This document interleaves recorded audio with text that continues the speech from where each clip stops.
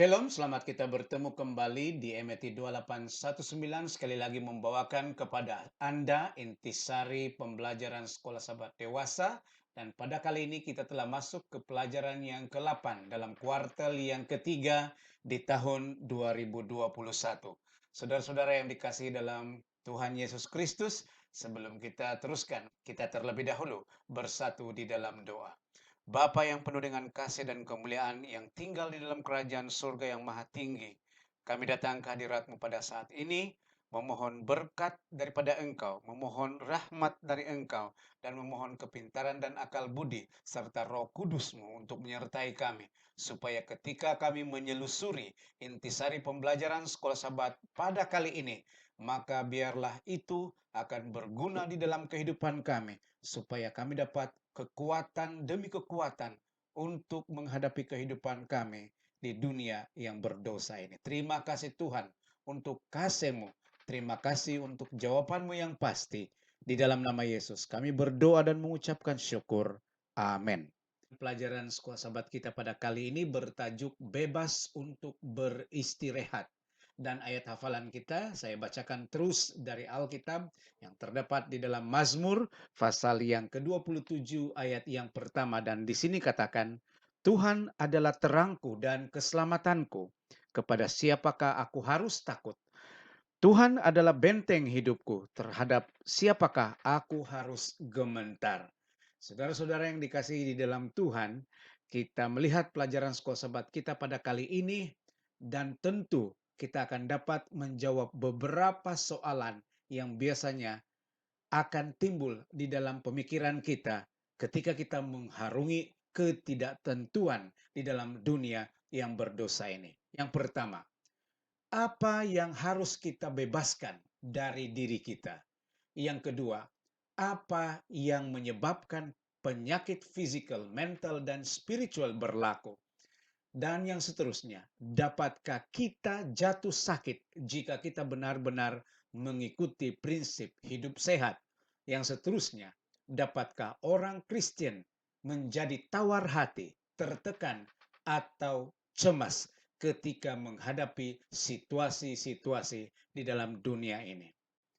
Kita akan lihat dan menjawab persoalan-persoalan ini secara alkitabiah apabila kita menelusuri pembelajaran sekolah sahabat kita pada kali ini.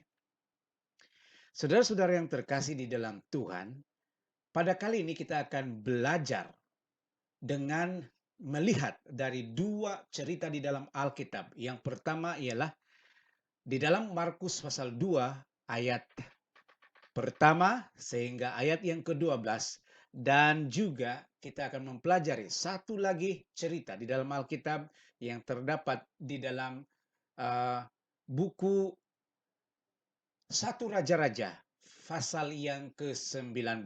Melalui kedua-dua cerita ini, kita akan melihat dan tentu kita akan mendapat jawabannya untuk persoalan-persoalan yang telah kita kemukakan di permulaan pelajaran sekolah sahabat ini. Pertama, mari kita lihat apakah yang menjadi penyebab kepada penyakit-penyakit yang kita alami di dalam dunia ini. Markus pasal 2 ayat 3 mengatakan seperti berikut. Dan orang-orang datang membawa kepadanya seorang lumpuh digontong oleh 4 orang. Di dalam ayat ini, membawa kepadanya merujuk kepada Yesus sendiri. Kita tahu di dalam cerita ini bahwa ada seorang pria yang telah lumpuh sekian lama dan dia tidak berdaya lagi. Lalu apabila ia mendengar bahwa Yesus datang di tempat di mana dia berada, tidak jauh dari tempat dia berada, maka dengan bantuan 4 orang rakannya yang menggontong dia, maka dia dapat menemukan Yesus dengan cara yang sangat sukar, yaitu membuka atap rumah orang di mana Yesus berada dan menghulurkan dengan tali benar-benar di depan Yesus orang yang sakit lumpuh itu. Pria ini menjalani kehidupan yang penuh dengan dosa yang membawanya pada kelumpuhan yang tidak dapat disembuhkan. Penyebab dari banyak penyakit adalah pelanggaran hukum Tuhan, terutama berkaitan dengan kesehatan. Ini poinnya. Penyebab banyak penyakit yang dialami adalah disebabkan oleh pelanggaran hukum Tuhan, terutama yang berkaitan dengan kesehatan. Kita juga lihat ya di dalam pelajaran sekolah sahabat kita ini bahwa sejak awal lagi dunia telah jatuh di dalam dosa, dan karena dosalah maka timbullah berbagai penyakit yang ada di dunia ini. Anda mungkin heran, seorang yang begitu menjaga kesehatannya boleh mendapat kanker paru-paru. Dia tidak merokok, tetapi bagaimana dia boleh mendapat kanker paru-paru? Itu bukan disebabkan oleh karena dia mengabaikan prinsip kesehatan, tetapi boleh mendapatkan kanker itu melalui keadaan persekitarannya yang mungkin menyebabkan dia mendapat kanker. Saudara, orang lumpuh itu menderita karena dosanya sendiri. Tetapi dia menemukan 2 orang penolong. Yang pertama, 4 orang temannya yang membawa dia kepada Yesus. Dan yang menolongnya, yang kedua adalah Yesus sendiri. Karena dia adalah juru selamat yang sedia untuk memberikan pertolongan dan istirahat kepada mereka yang memerlukan. Saudara-saudara yang terkasih di dalam Tuhan, bagaimana kita boleh dapat kebebasan dari rasa kesakitan atau penyakit dan juga dosa? Yang mana yang Tuhan akan lihat terlebih dahulu, dan bagaimana Tuhan membebaskan kita daripada dosa dan juga penyakit. Di dalam Markus pasal yang sama, yaitu pasal yang kedua ayat yang kelima, dinyatakan sebagai berikut. Ketika Yesus melihat iman mereka, berkatalah ia kepada orang lumpuh itu, "Hai anakku, dosamu sudah diampuni." Perhatikan bahwa ketika Yesus melihat iman mereka, siapa mereka? Orang lumpuh dan juga 4 orang yang membantu si lumpuh tadi. Dia katakan kepada orang yang lumpuh itu, "Dosamu sudah diampuni." Kalau kita melihat kepada ayat ini, tentu kita merasa heran. Orang lumpuh ini sakit. Tetapi pertama yang Yesus ucapkan adalah, "Dosamu sudah diampuni." Apakah maksudnya? Yesus menyerang akar penyebab masalah kelumpuhannya. Kelumpuhannya itu hanyalah gejala. Gejala dari apa? Gejala dari keberdosaan yang dia alami. Penyebab sebenarnya adalah diri sendiri. Orang lumpuh itu perlu diampuni dan dibebaskan dari rasa bersalah. Kemudian sesudah itu Yesus melakukan jauh lebih dalam lagi, yaitu untuk membebaskan orang itu dari kesakitan atau penyakitnya. Jadi Yesus tekal yang pertama, yaitu mengampuni dosanya, dan kedua memberikan kesembuhan fisikal kepadanya. Apabila kita datang kepada Tuhan, apa yang kita boleh um, harapkan daripada Tuhan? Hanya kesembuhan penyakit sahaja? Yesus tidak hanya menyembuhkan penyakit kita, tetapi yang pertama dan terutama adalah kita disembuhkan dari penyakit rohani kita, yaitu dosa kita. Di dalam tulisan Ellen G. White disebutkan sebagai berikut. Bagi kita yang mendoakan orang yang sakit, kita harus sertai dengan pemikiran ini. Tuhan, Engkau tahu setiap rahasia jiwa. Engkau mengenal orang-orang ini. Yesus membela mereka, menyerahkan nyawanya untuk mereka. Kasihnya untuk mereka lebih besar daripada kasih kita terhadap mereka. Itu sebabnya jika demikian kemuliaanmu dan baik untuk demi kemuliaanmu dan baik untuk orang yang tertindas, kami mohon dalam nama Yesus, supaya mereka kiranya dapat kembali menjadi sehat, jikalau bukan kehendakmu, supaya mereka mendapat kesembuhan atau disembuhkan kami memohon supaya kasih karuniamu dapat menghibur dan hadiratmu membantu mereka di dalam penderitaan mereka. Ketika kita menghadapi orang yang sakit, inilah prinsip dan doa yang harus kita layangkan kepada Tuhan. Sebab Tuhan lebih mengerti apa yang diperlukan oleh orang sakit itu, melebihi apa yang kita ketahui dan yang kita rasakan tentang orang yang sakit tersebut. Seterusnya di dalam pelajaran sekolah sahabat kita menyatakan satu lagi cerita yang kita boleh dapati di dalam satu Raja-Raja pasal 19. Dan di dalam ayat yang ketiga disebutkan sebagai berikut. Maka takutlah ia lalu bangkit dan pergi menyelamatkan nyawanya. Dan setelah sampai ke Berseba yang termasuk wilayah Yehuda, ia meninggalkan bujangnya di sana. Siapakah yang disebutkan di dalam ayat ini? Kalau kita membaca dengan teliti, ini adalah berkenaan dengan Elia, Nabi Tuhan, di waktu pemerintahan Raja Ahab. Saudara-saudara yang terkasih dalam Tuhan, Elia tidak takut pada ratusan nabi palsu. Awalnya dia telah membunuh mereka di tepi sungai Kerit selepas Tuhan menyatakan kemuliaan besar di Gunung Karmel dengan menjawab doa Elia, membakar korban bakaran yang disediakan oleh Elia. Namun dia panik ketika Isabel mengancamnya. Dia melarikan diri tanpa tujuan dalam keadaan ketakutan. Dia pergi keluar dari negeri Israel dan juga Yahuda, tetapi tetap merasa tidak aman. Saudara-saudara, pertanyaannya, dia seorang nabi. Adakah dia kurang iman? Tidak. Di dalam satu Raja-Raja pasal 19 ayat yang ke-10 dinyatakan bahwa imannya masih kuat.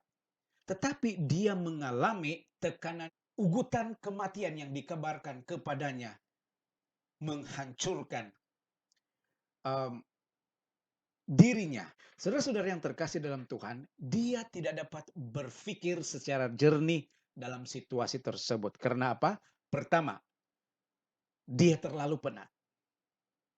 Bayangkan dia berlari dari Gunung Karmel untuk kembali ke istana Raja Ahab dan sempat menuntun kuda yang ditunggangi oleh Raja Ahab supaya dapat menemui jalan yang betul untuk sampai ke istana. Kemudian dia terus mengasingkan dirinya di suatu tempat. Dan pada masa itu juga dia mendapat utusan dari Isabel, istri kepada Raja Ahab, dengan suatu ugutan hendak mencabut nyawanya. Dikala dalam keadaan kepenatan dan juga tekanan yang begitu hebat, pikiran tidak menjadi jernih, bercelaru. Dan itulah sebabnya tindakan refleks dari Nabi ini adalah melarikan diri dari situasi yang dianggapnya sebagai berbahaya. Apakah pelajaran yang penting di sini? Pertama, kita tidak boleh menghakimi mereka yang patah semangat atau tertekan. Kita harus mendorong mereka dan mendengarkan mereka. Kita tidak boleh katakan bahwa Nabi Elia tidak mempunyai iman, tetapi keadaan kepenatannya secara fisikal dan tekanan yang dihadapinya pada waktu itu membuatkan dia secara refleksinya melarikan diri daripada bahaya itu. Baik, di dalam hal ini kita harus merujuk juga di dalam satu Raja-Raja pasal 19 ayat yang keempat, di mana dalam ayat ini katakan, tetapi ia sendiri masuk ke padang gurun seharian perjalanan jauhnya, lalu duduk di bawah sebuah pohon arar, kemudian ia ingin mati. Katanya, cukuplah itu sekarang, ya Tuhan, ambillah nyawaku, sebab aku tidak lebih baik daripada nenek moyangku. Elia menyerahkan pikiran negatifnya. Dia merenungkan konsekuensi dari pelariannya dan mulai mengkhawatirkan hal-hal seperti mungkin saya telah merosakkan reformasi yang sedang berlangsung di kalangan bangsa Israel. Yang kedua, mungkin saya telah mengecewakan Tuhan dengan tindakan saya melarikan diri daripada pekerjaan saya. Dan banyak lagi pikiran-pikiran dan kemungkinan-kemungkinan yang bermain di dalam pemikirannya sehingga dia mengatakan, Tuhan cukuplah sekarang, ambillah nyawaku sebab aku tidak lebih baik daripada nenek moyangku. Kepenatan secara fisikal ini membuatkan dia tidak dapat berpikir jernih, namun pada waktu itu dia telah melakukan tindakan yang baik. Keputusasaannya yang dalam keadaan tertekan itu, dia berdoa kepada Tuhan. Dia mengakhiri pelariannya daripada ugutan itu. Dan setelah ia berpikiran jernih, dia menyerahkan kehidupannya kepada Tuhan. Kadangkala kita juga mungkin merasakan perkara yang sama. Kita merasakan Tuhan tidak ada. Atau mungkin berpikir bahwa kita tidak layak lagi untuk menerima rahmat dan belas kasihan Tuhan. Namun demikian, ingat di dalam keputusasaan kita, di dalam tekanan yang kita hadapi, di dalam situasi apapun yang kita alami, Tuhan selalu ada di sisi kita dan memandang kita dengan kasih dan kelembutan. Di dalam Mazmur 34 ayat 18 mengatakan, Tuhan itu dekat kepada orang-orang yang patah hati dan ia menyelamatkan orang-orang yang remuk jiwanya. Kita menyaksikan di dalam suasana pandemik COVID-19 ini, ramai juga orang yang membunuh diri oleh sebab tekanan dan juga depresi yang di luar kemampuan mereka. Tetapi persoalannya adalah apakah mereka telah menyerahkan segala keputusasaan dan tekanan mereka kepada Tuhan supaya Tuhan boleh membantu.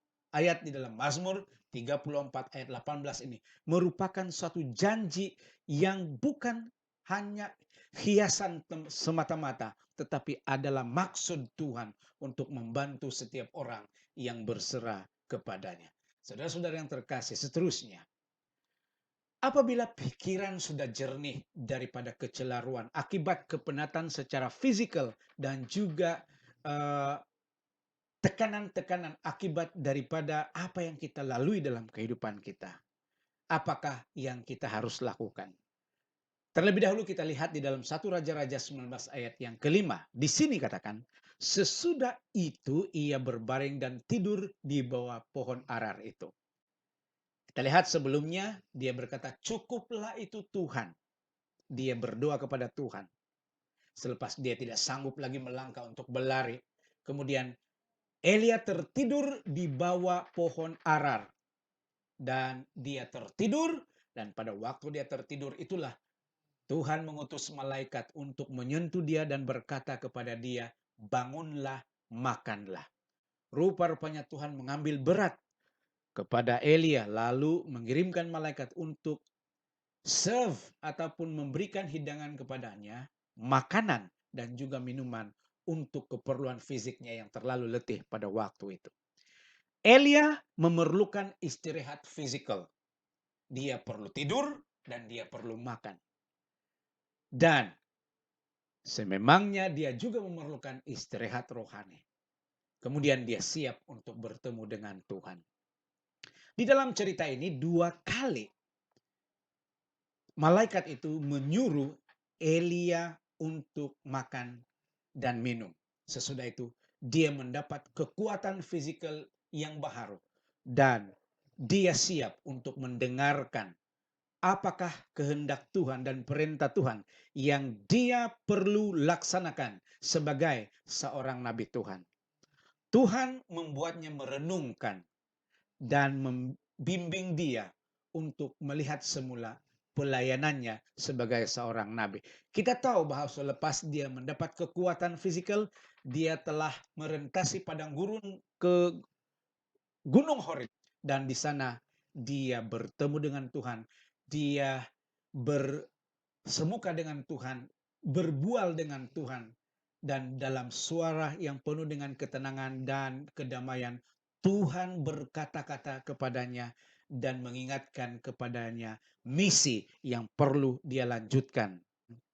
Hidupnya tidak berakhir dengan permohonannya untuk mati di bawah pohon arar itu. Dia akan mendapat hujan api dari surga. Dia mencari 7.000 orang yang merindukan reformasi di kalangan bangsa Israel. Bahkan dia mencari teman baru, yaitu Elisa yang bakal menggantinya sebagai nabi. Kemudian kisahnya berakhir ketika Tuhan mengirim kereta kuda dari surga yang datang dalam nyalaan api yang gemilang, membawa Elia kembali ataupun masuk ke dalam kerajaan surga. Saudara-saudara, semakin kelam kehidupan kita, semakin kita perlu datang kepada Tuhan untuk menemukan istirahat yang Tuhan ingin berikan kepada kita pada waktu kita datang kepadanya. Ini adalah suatu perkabaran yang baik kepada kita bahwa Tuhan akan bersama-sama dengan kita. Dan Tuhan memberitahu kita untuk kekal bersemangat. Jangan dipengaruhi oleh keputusan diri sendiri. Tetapi berserah kepada Tuhan. Dan Tuhan akan menyelamatkan kepada kita dari segala depresi dan juga keputusasaan yang melanda kehidupan kita. Istirahat akan kita temui. Baik dari kesakitan yang kita alami, dosa kita yang menghimpit kita, dan juga kepada keputusasaan disebabkan oleh pelayanan kita yang sangat membebankan dan sangat melelahkan. Tuhan mempunyai jawaban semua itu. Sebab itu kita hanya mendapat kebebasan untuk beristirahat apabila kita berserah kepada Tuhan secara total. Mari kita bersatu di dalam doa. Bapa di surga, terima kasih untuk pelajaran kali ini. Mendorong kami supaya mengerti bagaimana mendapat kebebasan dan istirahat yang sebenar. Yaitu dengan hanya berserah sepenuhnya kepada Tuhan. Terima kasih untuk pelajaran pada kali ini. Terus memberkati dan memimpin kehidupan kami ya Tuhan. Sampai Maranatha. Sebab kami pohonkan semua ini di dalam nama Yesus Kristus, Juru Selamat dan Penebus kami. Amin.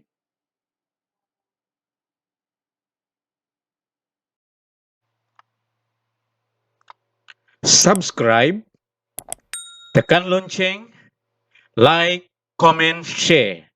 Tuhan memberkati Anda.